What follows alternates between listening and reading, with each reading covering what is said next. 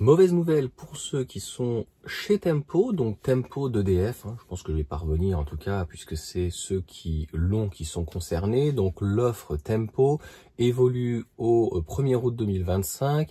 C'est l'administrateur, donc William, je voulais quand même notifier donc les personnes, et c'est Mathieu qui m'a envoyé donc cette information donc hier soir. Il y a une bonne nouvelle, on va dire, et une mauvaise. En fait, le cadeau fiscal c'est fini, ça sert à rien en fait de tergiverser plus longtemps. Donc il y a une diminution de 45 centimes de mémoire, je vous mettrai les informations ici, du kilowattheure sur tout, donc bleu, blanc, rouge, heure creuse, heure pleine. Donc vous aurez les nouveaux tarifs juste à côté, donc c'est William qui les a calculés donc sur Facebook, donc cette personne, voilà, que je voulais donc susnommer. Et puis, puisque le groupe est quand même, donc je crois que je sais pas s'il est public ou privé, et c'est surtout donc l'abonnement qui augmente, je préfère en rire, de 13,74%, parce que le cadeau fiscal c'est fini. Il y avait une TVA à 5,5 et la TVA donc maintenant est à 20%. Personnellement, ça va pas changer grand chose, c'est juste que, encore une fois, le Tempo, c'était pour les personnes qui n'étaient pas forcément au gaz ou autre, peu importe, enfin, qui avait une partie donc de résilience, pardon, au gaz, au fuel ou j'en sais rien ou quoi.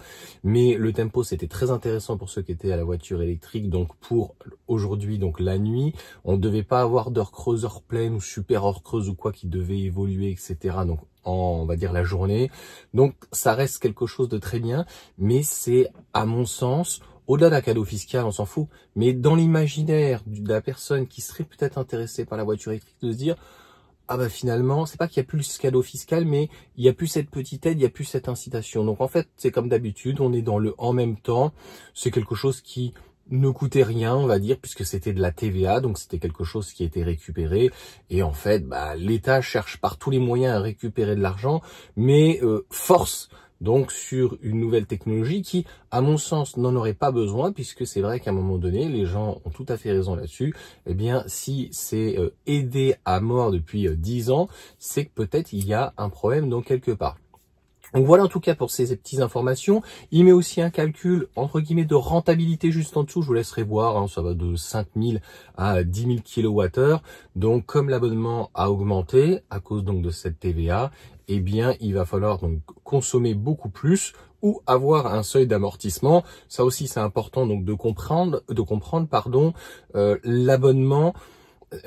Comment expliquer?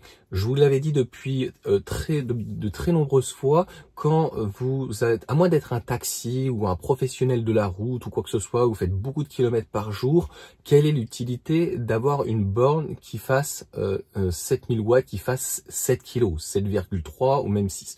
Moi personnellement j'ai une borne et par la force des choses, parce que je suis en triphasé, je suis en 18 kVA, en fait voilà, je suis bridé. Bref, je vais pas raconter ma vie là-dessus, mais je pense que si j'utilise toujours ma borne, je la briderai entre 4, 5, voire 6. Pourquoi? Parce que quand vous êtes à 7 kW, que vous n'en avez pas forcément l'utilisation ou l'habitude ou peu importe, et que vous avez en plus déjà votre abonnement, mettons, qui est à 9 déjà, la nuit à l'extrême, 9 plus 7, vous allez être au moins à 15. Vous ne serez pas forcément à 18, mais vous allez être à 15. Puisque la nuit, donc vous allez pour le moment décaler de 22h à 6h. Si vous avez votre ballon, et l'hiver, si vous avez votre chauffage, ça va vite. 7 plus 2 plus 2. À un moment T, on peut donc arriver à 12, 13, peut-être 14. Donc 14 000 watts indirectement. Donc là, il y a une petite tolérance avec le Tempo. Et c'est là où finalement, quand vous avez 4 ou 5000 watts envoyer donc votre véhicule quand même de 22 heures, mettons à 6 heures, même tous les soirs à l'extrême, eh bien si vous avez l'hiver en plus uniquement votre chauffage, moi personnellement là je vais passer par exemple au thermodynamique, donc ça sera la journée. La journée, on peut éventuellement donc sur du photovoltaïque, donc je me limite à 2 ou 3000 watts, et donc je pourrais me dire, je vais peut-être pas dépasser, alors 6 ça sera compliqué, mais 9. Pour vous donner un exemple très simple, donc là ici je suis à 18 kVA, mais là ma maison de Vendée donc est vendue, mais je chargeais donc sur la prise, donc une prise qui était dédiée, j'étais en 13 ampères, donc avec le câble de Tesla qui est avec, j'étais donc t'es à 3000 à peu près, en 3000 watts. Eh bien j'arrive à tenir donc la maison en BBC à 6 kVA. Donc logiquement ce qui est vraiment le minimum. Donc c'est quelque chose aussi qui est à prendre en compte. Les personnes par rapport à la puissance de la borne, c'est bien beau d'avoir du 7, c'est bien beau éventuellement même d'avoir du triphasé, du 11, du 22 kW, mais à un moment donné, il y a le coût de l'abonnement qui n'est pas forcément donc amorti par rapport à la puissance et quelle est l'utilité. Au final, tu branches le véhicule tous les soirs, tu rentres, tu mets, et puis ça se déclenche à 22 h. Donc voilà pour ces petites informations, voilà ce que j'en pense.